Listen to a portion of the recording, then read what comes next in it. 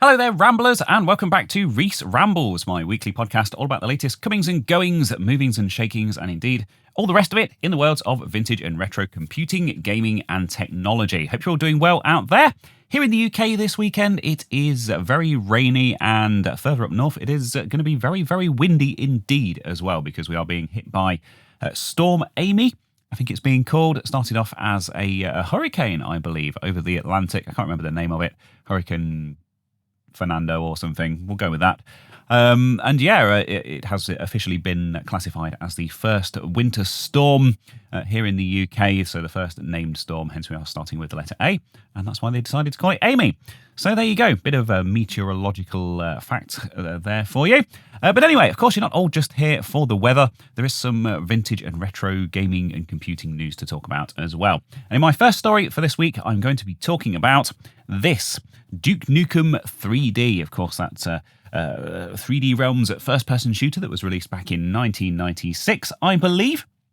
I probably should check these things before I hit record, shouldn't I? But certainly, I mean, it's a game that I actually had from new when I was a kid. I mean, I would have been 12 years old when this was released. Of course, it's an 18-rated game. It's got a lot of violence in it. It's got...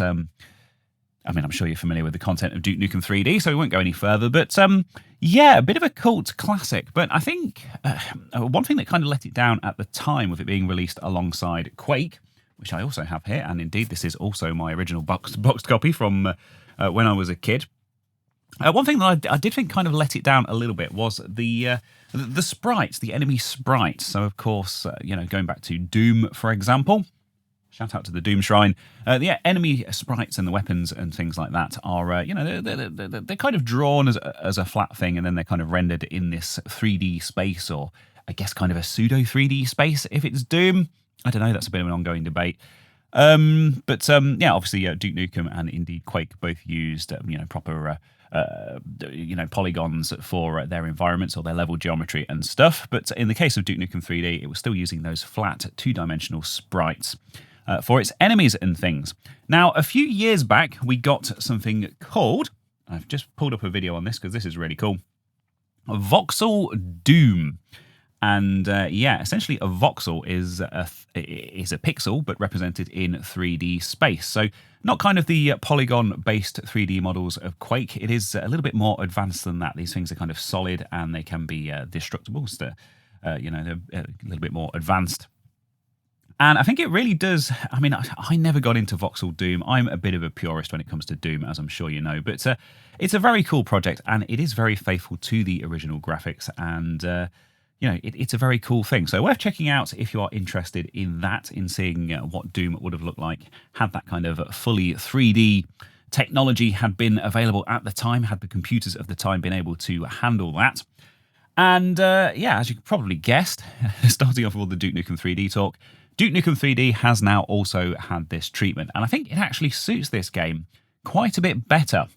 So, before we check out the video, we will go and check out this story over on dsogaming.com. Voxel Duke Nukem 3D is a thing of beauty in its latest trailer, in this news story by John Papadopoulos. One of the best mods for the classic Doom games was the Voxel mod. This mod replaced all of the game's 2D sprites with 3D voxels. And I'm happy to report that a similar mod will be available soon for Duke Nukem 3D. Created by modder Chilio, Voxel Duke 3D offers one of the most faithful remastered experiences. The new 3D models retain the art style of the original sprites. They look so good that you might have trouble distinguishing them. And I have to say, having seen this video, I actually agree there. I think this is a fantastic job. The only way to fully admire them is by circle strafing your opponents. When you do that, you won't see rotating 2D sprites. Instead, you enjoy the enemies in all their 3D voxel glory. I cannot stress enough how amazing this mod is. Sadly, we don't have an ETA on when the mod will come out. However, at the end of the article, you can find its latest trailer, so make sure to watch it. And this is a bit more information on this mod here. But what you need to know, the basics that you need to know is that, this was created by a modder called Chilio. Let's go check out the trailer.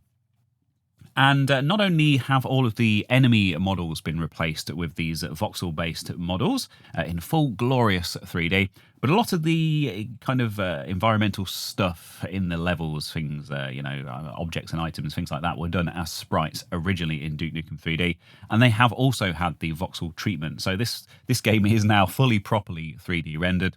And yeah, it's so faithful to the original graphics. I really like the look of this. Obviously, no idea how it kind of feels to play, but some of these enemy models and stuff, evidently a lot of thought and a lot of work has gone into this. We've got these explosions here. Of course, those fireballs and things were originally just those flat two-dimensional sprites. They are now fully rendered in 3D, as are all of these trees and various other things you see in these levels. And yeah, it just looks like a fantastic job. So yeah, just pardon me, just reading the description here. Get ready for Voxel Duke Nukem 3D. All monsters, babes, props, and more have been fully converted to 3D voxel models. Blast your way through the first 3 original episodes with voxelized assets, creating a modernized feel to Duke like never before. Hail to the king, baby. I'm not going to try and copy Clint's excellent Duke Nukem impression. The top comment here. Ah, yes, Duke Nukem 3D. I like that. There's a comment here from Dave Oshry. Finally, Duke Nukem 3D. Wow, lots of interest in this, and quite rightly so. So, yeah, no news, unfortunately, on when this is going to be available, but this certainly did catch my eye this week when it was posted over on my Discord server. And yeah, I really need to check out Voxel Doom at some point. I don't know why I've been avoiding it. Like I say, I'm too much of a purist for my own good. But anyway, great start to this week's Ramble. Always cool to see these ambitious fan projects. And yeah, hopefully Gearbox, the current owners of the Duke Nukem 3D rights, don't get this thing shut down, because that would be a great shame indeed. And just very quickly, before we continue with the rest of the stories for this week, I wanted to give a very quick shout out to our sponsor, PCBWay.com, who, of course, have been providing PCB fabrication services to this community for the past 11 years now. And in addition, they also do other complementary services that include stuff like CNC machining, injection molding, 3D printing, and sheet metal work. And this month, they have asked me to tell you all about their free upgrade to Purple Solder Mask, which they have extended until the end of October. So if you have any PCB fabrication projects and you think they would look particularly nice in purple, you can actually get that upgrade for free, which is really cool. I've also just spotted on their website that they are exhibiting in Coventry, which is literally 2 minutes down the road from me, on the 8th and the 9th of October at the Engineering Design Show, which they didn't ask me to talk about. I'm wondering if maybe I should go and pop in and see them, say hello. I wonder if they even know who I am. Anyway, thank you to PCBWay for your sponsorship and, of course, all of your support for this community. And with that out of the way, let's get on with the stories. So, over the course of the past few rambles, I have talked about some quite important anniversaries in the worlds of computing and gaming. Stuff like the 30th anniversary of Windows 95, which was a particularly noteworthy one for me. I will say, one of my favourite operating systems. The 25th anniversary of Windows Millennium Edition. The 50th anniversary of Microsoft itself. And that's the one that I want to talk about again in this next story, because they have a rather interesting promotion on at the moment. If you are on Instagram, it's free to enter and you could win something quite interesting. And I know that this is going to be very much up Dave from This Week in Retro's street. I know he is a huge fan of this particular stylish item of attire. So anyway, let's head over to the Windows blog and see what this is all about. So Microsoft marks 50 years with limited edition Crocs shoes, nodding to Windows XP. That's right, Crocs, limited edition Microsoft Crocs. You know, those wonderful rubbery, plasticky shoes that people wear to do their gardening and take their bins out and stuff. Windows is taking a playful... Come on, Reese. Windows is taking a playful step into nostalgia. A new Microsoft limited edition Crocs bundle will feature design elements inspired by some of the brand's most recognizable moments, including Windows XP. Weird that they choose to kind of focus on XP, but I guess it is one of Microsoft's kind of higher points. As part of Microsoft's 50th anniversary celebration, we're releasing a Microsoft limited edition Crocs bundle that includes nostalgic nods like Windows XP inspired Crocs, custom gibbets, charms, and a Bliss-themed drawstring backpack, said Frank Shaw, Chief Communications Officer at Microsoft. And if you're wondering what gibbets are, they're little rubbery things that people clip onto their Crocs, apparently. This is a whole world that's new to me, but That's what they are. Anyway, the Bliss backdrop, of course, a photograph of a green hill and blue sky with white clouds taken in Sonoma County, California, became a cultural icon for millions of Windows XP users in the early 2000s. Now it returns in a new form, reimagined as part of this limited edition release. Of course, the Bliss wallpaper, those rolling hills and those bright blue skies, signaling the dawn of a new millennium and I don't know, something like that. So, starting today, the hashtag Microsoft Croc sweepstakes is open on Microsoft's Instagram through Tuesday, October the 7th at 11:59 p.m. PT. Please visit Microsoft's Instagram for instructions on how to enter and be sure to review the terms and conditions. This launch is part of a broader set of moments marking Microsoft's 50th anniversary, bringing together culture, creativity, and community in ways that honour the past while looking toward the future. And just for the benefit of those of you who aren't on Instagram or, perhaps don't want to immediately rush to your phone because you're so busy intently watching or listening to me, I have got this open in another tab so we can have a look. So this is Microsoft on Instagram, and the post here just says, consider this our hard launch. Like this post and comment hashtag Microsoft Croc sweepstakes for a chance to win a pair. No purchase necessary. Open only to persons 18 plus. Game ends 10th of the 7th, which will be the 7th of October. Full terms and conditions at the link in the bio. And we have some photos here of these lovely Crocs. Is this going to work? Oh, it's a video. Look at that. So these are the gibbets. We've got Clip It, the paper clip. We've got the mouse cursor there, the recycle bin, the MSN butterfly logo, Internet Explorer logo. Wonderful stuff. Oh, they've got them here on a bit of a Lazy Susan type arrangement as well. So you can see those Crocs in all their glory.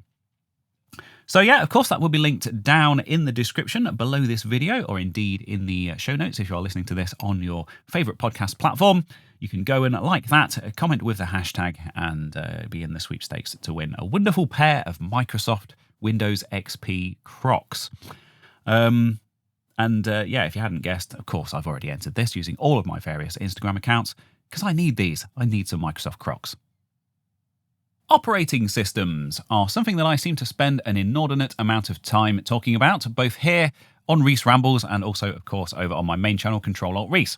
And quite rightly so, I think it's fair to say, as of course the operating system kind of underpins everything, makes the machine actually work, whether that be your mobile device or your laptop or your desktop or your server or whatever else. Even stuff like routers and basic networking gear all run full-blown Linux-based or BSD-based operating systems nowadays. You can't really get away from them. And over the years, there have been some quite interesting developments, of course, in the world of operating systems. And it's also something that I've kind of covered quite extensively on my main channel. Most recently, I think the biggest revelation for me being Bazite, that SteamOS-based, Linux-based gaming operating system, which I am now running full-time on my gaming PC at home. But it's, I think I should go to great pains to point out that I am not an operating system fanboy. I mean, I use a MacBook as my kind of daily driver machine. I do all my work on this and all my YouTube stuff. I have an Android phone. I do development on Windows platforms. I use Raspberry Pi stuff. Whatever's best for kind of any given use case, I think. And I think that's the best way to be, isn't it? Maybe not. One that I did cover quite recently was Chrome OS, which was an OS that's been around for quite a long time, of course, from Google, and very much kind of cloud, kind of a predominantly cloud-based offering. Although it seems my understanding of what Chrome OS was all about was perhaps a little bit off, but hey, it's a learning experience for all of us. And Google has now announced that they are going to be merging Chrome OS with Android, which is quite interesting, I think.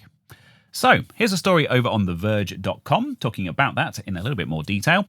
Google reveals its Android for PC is coming next year. Now, this has been kind of in the works for quite a while now. This isn't a huge revelation, I think it's fair to say.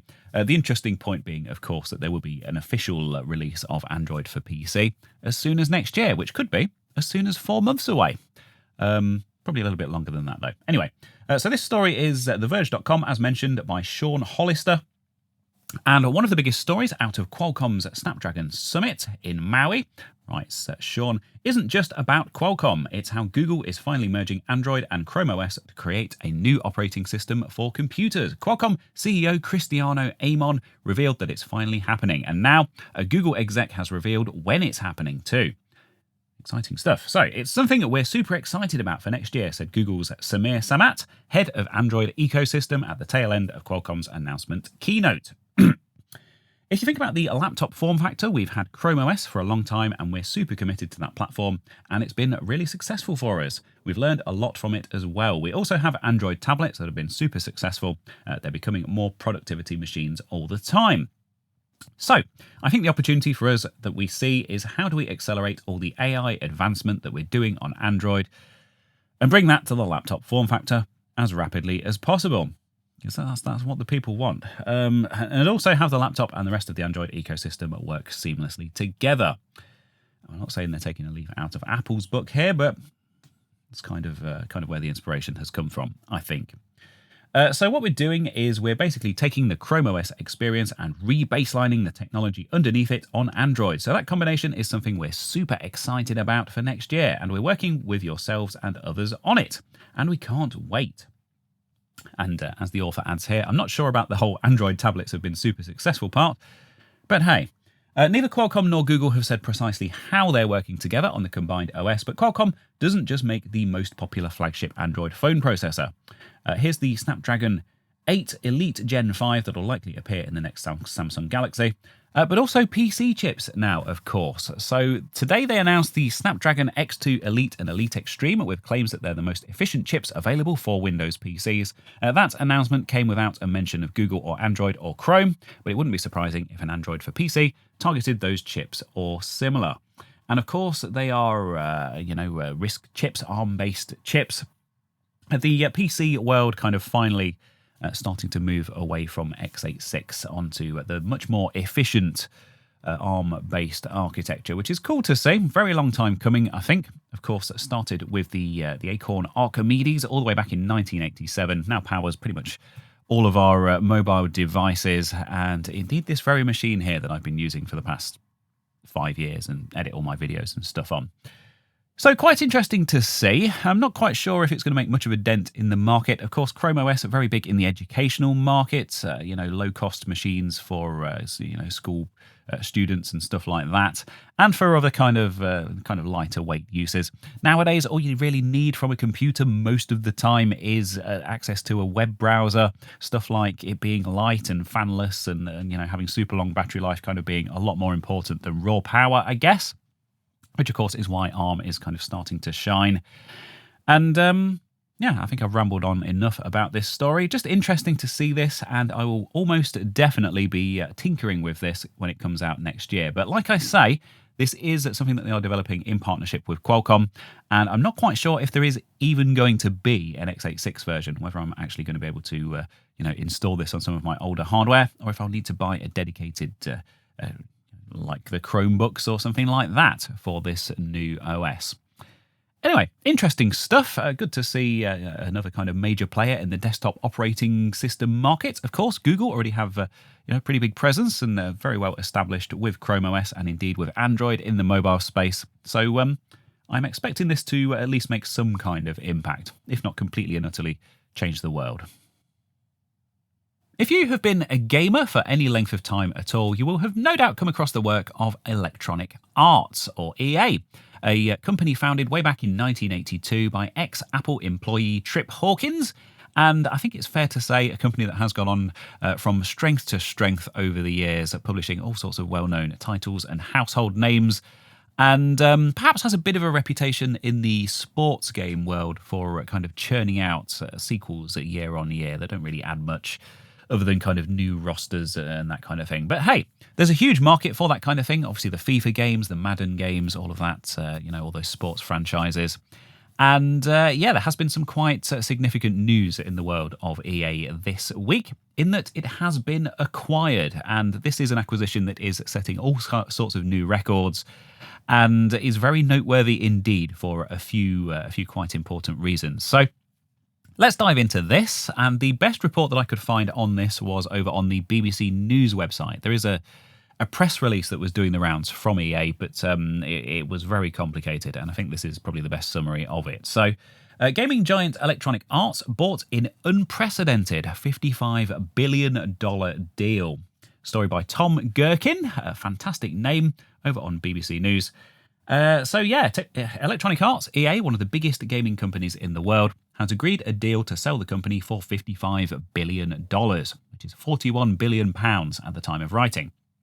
The consortium of buyers include Saudi Arabia's Public Investment Fund, known as the PIF, Silver Lake, and Jared Kushner's Affinity Partners.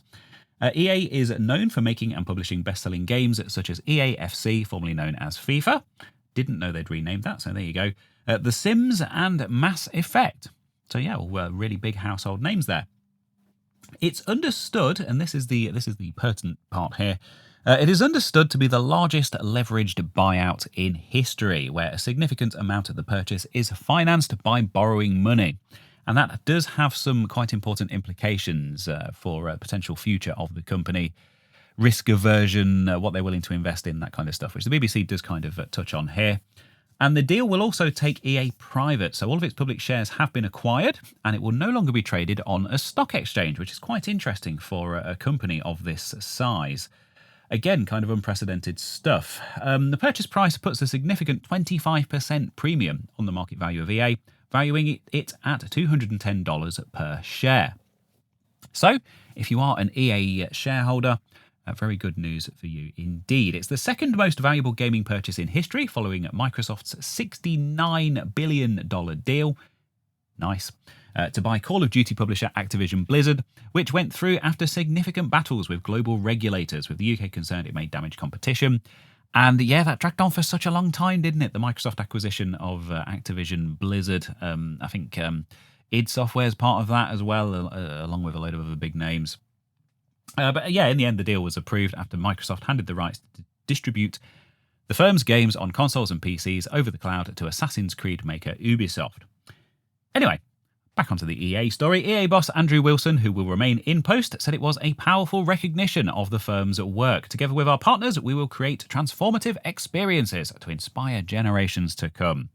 He said, the firms buying EA will contribute approximately $36 billion, with the remaining amount being financed by loans. And apparently EA has actually been looking for a potential buyer for quite a while, looking to level up, looking for this level of investment. But the acquisition from private equity is a surprise, and there's a lot of industry anxiety around this deal. The deal will result in $20 billion worth of debt, which will need to be paid back. And there is some speculation here that,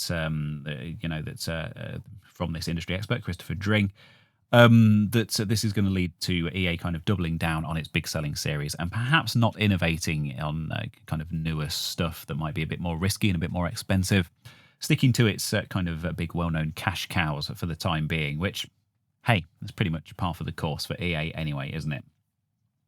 Also some speculation that this might lead to further cuts, job cuts and the like, which we have seen across the gaming industry recently. The other kind of noteworthy element to this acquisition is, of course, Saudi Arabia's involvement in it and how they have been kind of quietly making these huge investments in recent years in all of these big gaming companies. So, just some numbers here. Of course, EA has been synonymous with the gaming industry for more than 40 years, responsible for some of the biggest game series in history. FIFA, now known as EA FC, has sold 325 million copies since the first release in 1993. The Sims has sold more than 200 million copies, and Need for Speed more than 150 million. And of course, also publisher as well of some really big name titles like the Harry Potter games and the James Bond games. And so it goes on to report that in March 2025, the nation's investment fund paid $3.5 billion to purchase the gaming division of Niantic, of course, who made the Pokemon Go mobile Pokemon game that was all the rage a few years back. And the makers of Monopoly Go, which was purchased in 2023 for $4.9 billion. And Saudi Arabia has also made waves in the esports industry, hosting major tournaments, including the Esports World Cup, and it will also host 2027's planned Olympic esports games, which of course is another big development in the world of gaming and esports. And of course they also own big stakes in Nintendo and Take-Two Interactive, and the EA purchase marks a significant extension of its reach. Its PIF has hundreds of billions in assets due to its oil wealth, and it is controlled by the country's Prince Mohammed bin Salman, whose government has been accused of human rights violations, which I'm sure we're all very much aware of. A 2019 UN report stated the state of the Kingdom of Saudi Arabia is responsible for the death of Jamal Khashoggi, a journalist who was critical of the country's government. Saudi Arabia has always denied this. And I include that because, obviously, I think it is quite an important part of the discussion when we're talking about this stuff. And of course, there were questions about censorship as well, which has been a really hot topic in the world of gaming. Of course, quite a religious, conservative country, I think it's fair to say. And whether that's going to affect the content of the games, I think is quite an interesting question. Certainly one that needs to be asked. But all sorts of new records being set here. With this acquisition, one of the biggest gaming acquisitions in history, taking the company private, one of the biggest kind of publicly traded games companies in the world, and one with such a long and storied history as well. So certainly not the last we'll be hearing about this deal. But what does it mean for the future of EA? Who knows? Certainly, we certainly are living in interesting times.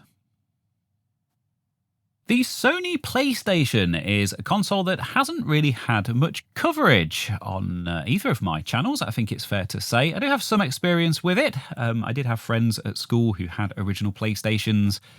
And obviously I was kind of in the Dreamcast camp at the time, which was a little bit later on. Of course, that was more PlayStation 2 era. But I think it's fair to say that the original PlayStation was quite a noteworthy release in the history of gaming, particularly the kind of cultural view on gaming as well. Something that was seen as a bit of a nerdy hobby, a bit of a hobby for kids perhaps. And then the PlayStation came along with all of its its far out wacky marketing aimed at kind of the teenage market, and it was suddenly cool to be a gamer. And I know this is always kind of the typical narrative around the PlayStation, but that's certainly how I remember it at the time. I mean, I was quite a nerdy kid. I had a computer and stuff, and I played games, and I guess the Game Boy was kind of quite another kind of popular kind of mainstream console at the time. But all of a sudden, all of my cool football playing friends from school started getting games consoles in the form of the PlayStation and playing all sorts of cool and edgy games like Crash Bandicoot and Tomb Raider and the Die Hard trilogy. Excellent game. Of course, something that needs to be celebrated, I think, and also another console that is celebrating a big anniversary this year. We're talking a lot about anniversaries in recent rambles. That being its 30th anniversary, of course. It was released in very, very late 1994 in its home market of Japan in very limited numbers, but the big global release was indeed 95, 30 years ago. And Read Only Memory, that's a publisher of rather lovely, high-quality, high-end books. This is not a sponsored segment, I will say. I know they do sponsor some podcasts, but apparently I'm not important enough to be on their radar. I do own quite a lot of their books, though, and I am a big fan of their work, hence I'm talking about this now. Read Only Memory have released a book, which they have made in collaboration with PlayStation, all about the first 30 years of PlayStation. And there's some quite interesting and some unique content in here. They've been given access to some stuff that hasn't really been photographed or kind of published before. Really nice, big, high quality pack here. Nice, coffee table book and some extra bits and pieces.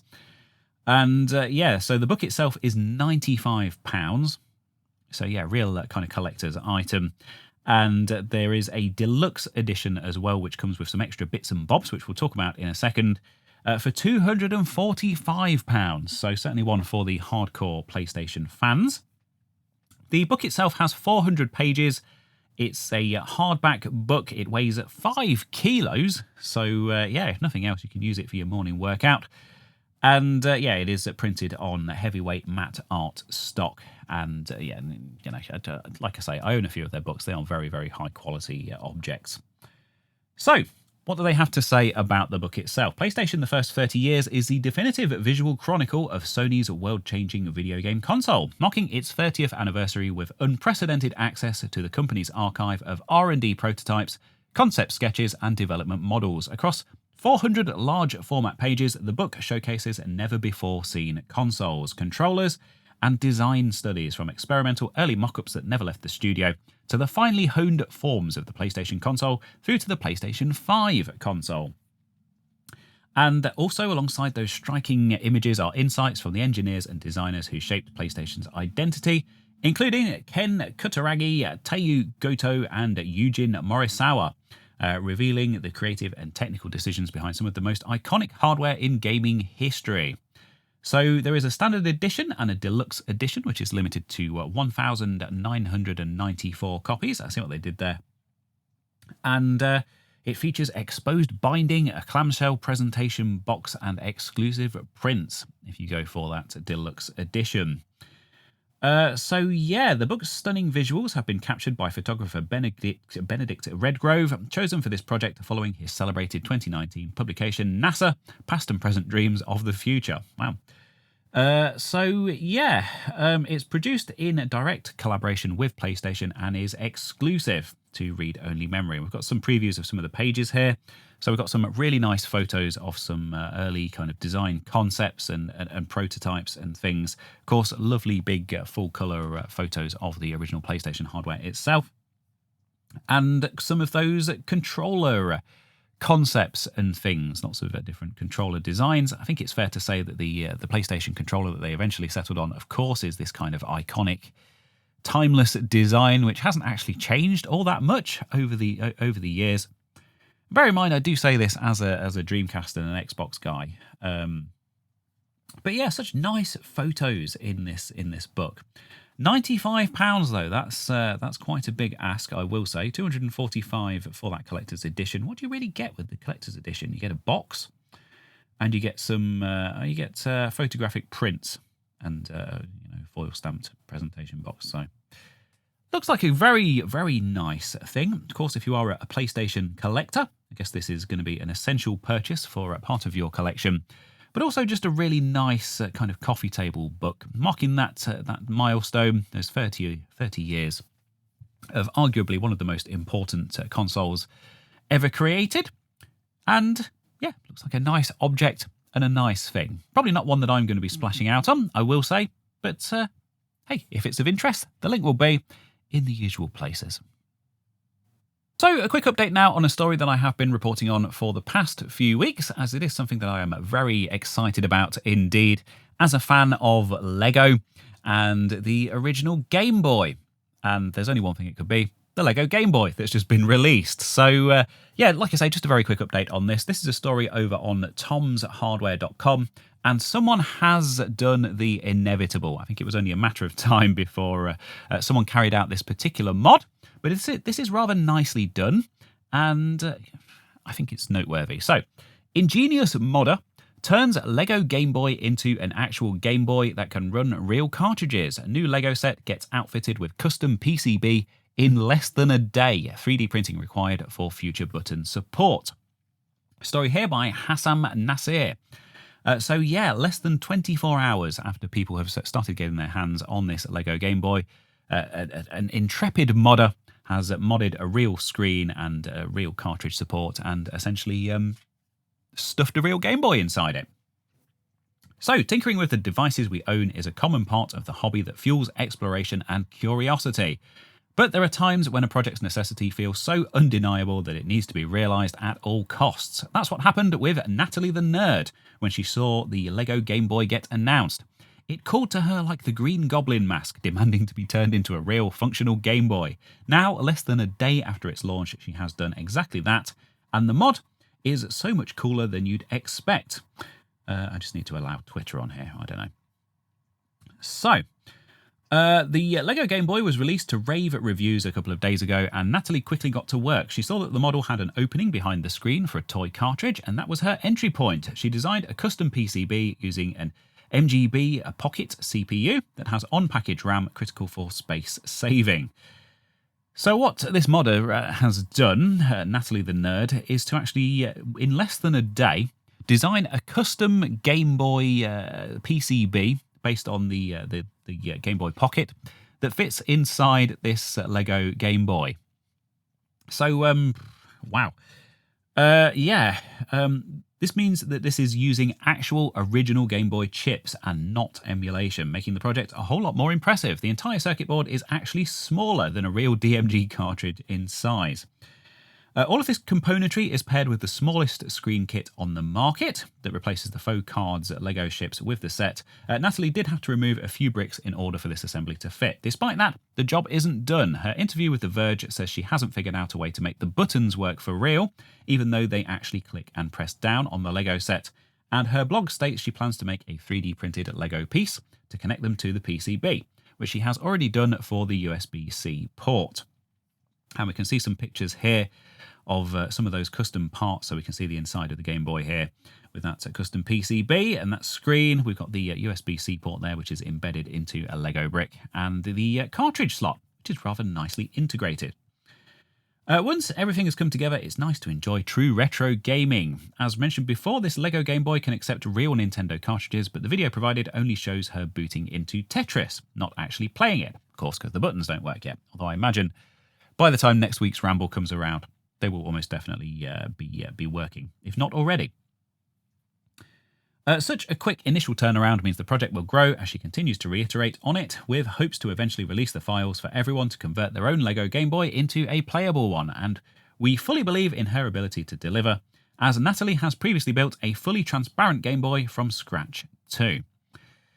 So there you go, first out of the gate. I have seen some reports of some other people performing very similar mods, but this one with its custom PCB and the fact that it uses original hardware, the original CPU and stuff, does make it particularly noteworthy. Not working, non-functional buttons at the moment, but hey, like I say, maybe by the time we record next week's Ramble, that problem will be solved too. And that, my dearest Ramblers, brings us around rather neatly to my regular Video of the Week feature, wherein I feature a video that I've seen here on the YouTubes in the past week that has inspired or educated or enlightened or otherwise improved my life in some small way. Often there is just one video, often there are more than one, often they're completely and utterly unrelated to the worlds of vintage and retro computing and gaming, and often they are. So a bit of a mixed bag for you this week. I have one video in particular that isn't at all related to the topic of this podcast, but I thought it was absolutely fascinating, and I think you might too if you watch it. So 3 videos to talk about this week. So let's dive straight in. Now the first one here is the first video that I mentioned a second ago. This is from a channel called Ringway Manchester, and it's about telephone poles in the UK. I know, a bit of an odd choice of subject. Just getting on for 12 minutes long, this video. And it's about the markings on telephone poles, various little signs and tokens and things that they attach to them, and what they all mean. And also a bit of information about kind of the infrastructure itself and how those poles all kind of connect and network with each other. I have no idea what possessed me to watch this video, but I'm very, very glad that I did. It's very well made. It's very informative. Lots of people in the comments sharing their own little anecdotes and bits of information about telephone poles. I promise you this is a lot more interesting than it sounds. But that's one to consider if that hasn't come up on your radar. What do the signs on telephone poles mean by Ringway Manchester? 12 minutes long. And you never know if you're interested in phone infrastructure and British history. That's the thing. Anyway, let's move on to slightly more familiar territory now. Although I say that, this was another video that came up on my radar this week. This was a recommendation that popped up on YouTube as well.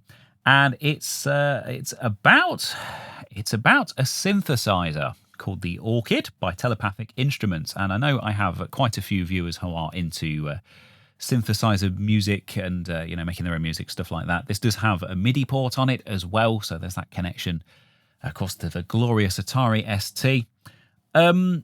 Again, I'm not really sure what possessed me to watch this video, but it has Matt Berry in it, as well as what's the name, Jermaine Clement, of course, from Flight of the Conchords.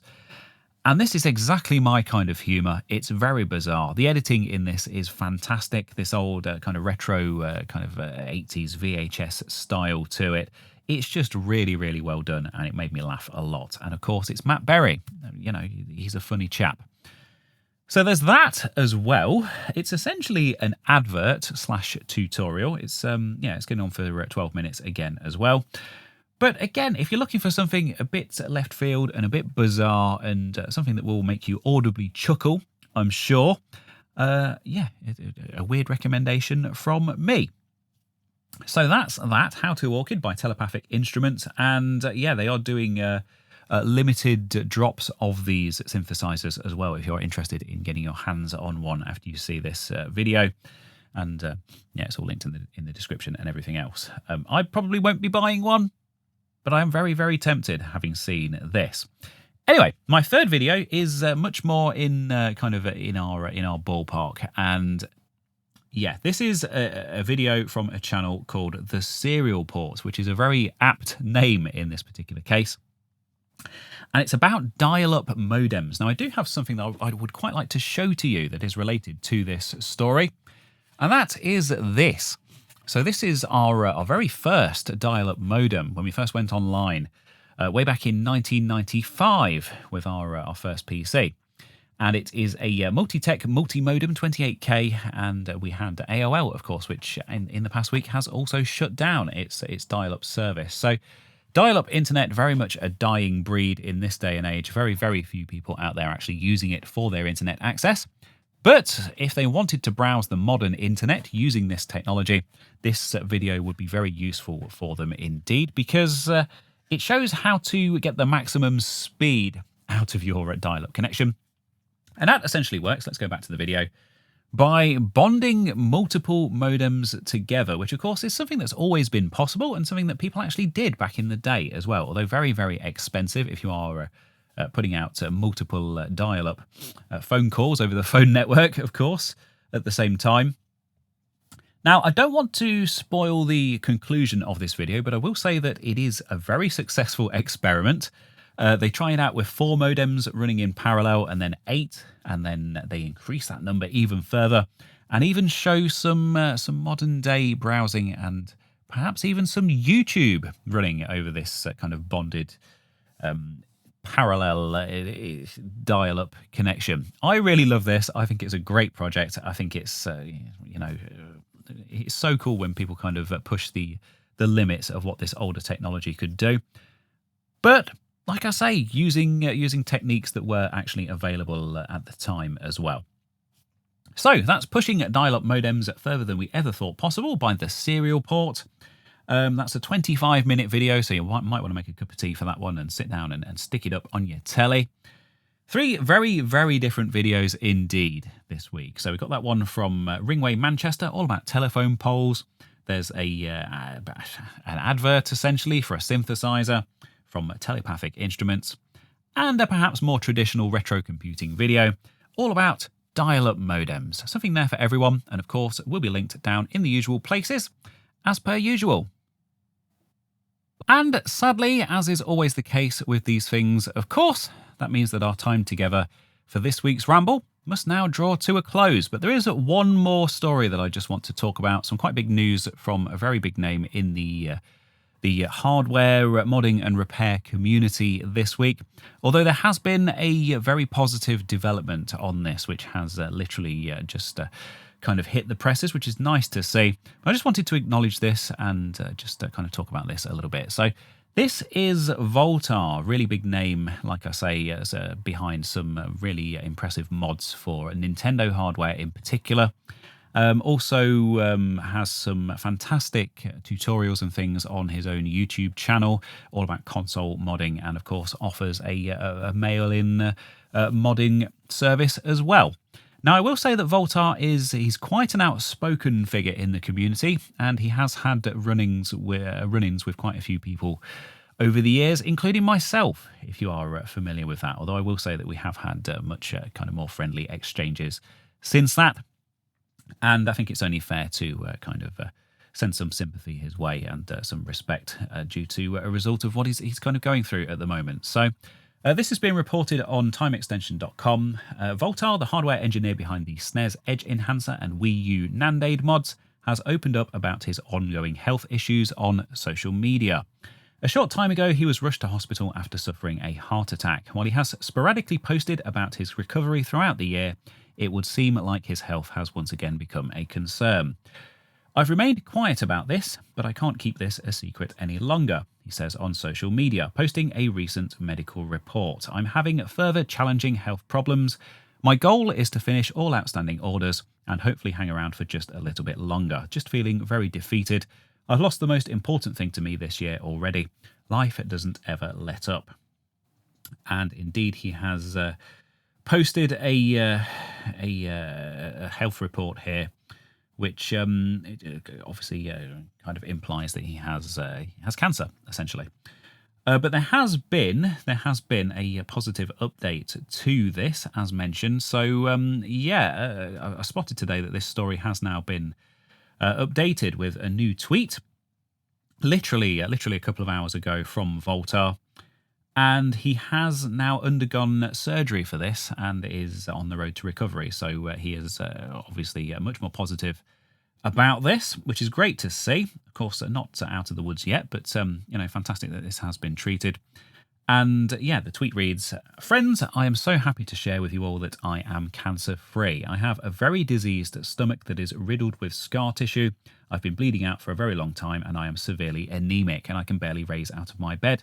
Fortunately, my family has been here to help me. I'm not out of the woods just yet, but it's something that can be corrected." So he's going to rest now for a while. He's going to make it, and we'll be back onto orders in no time. So, just all the best, really, to Voltar. Of course, like I say, a really big name, really important name in this community as well. I appreciate that he's not everyone's cup of tea, and he has rubbed quite a few people up the wrong way over the years. But what he's going through at the moment is very serious, and I just kind of wanted to acknowledge that. So thankfully, that is looking a lot more positive for him.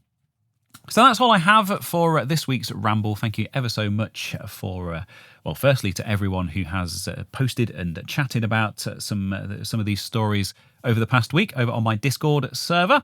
Names including Other Retro Matt, DOSFox, that's right, the one and only DOSFox, who I did have the good fortune to meet at an event last year, and is a fantastic and wonderful person all round, I will say. Garrow, Steve's Tech Shed, who comes up every single week because he spends far too much time on the internet, and indeed everyone else. And if you would like to come and join us in that conversation, there's a link to join the Discord down in the description.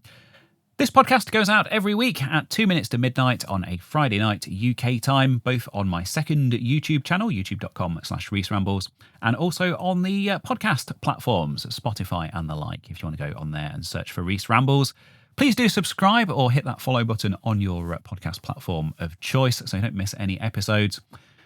Well, that's all I got for you. So thank you ever so much once more for joining me. All the best to Voltar as well, if you are listening. And that's the end of this week's Ramble. So thanks again, and goodbye.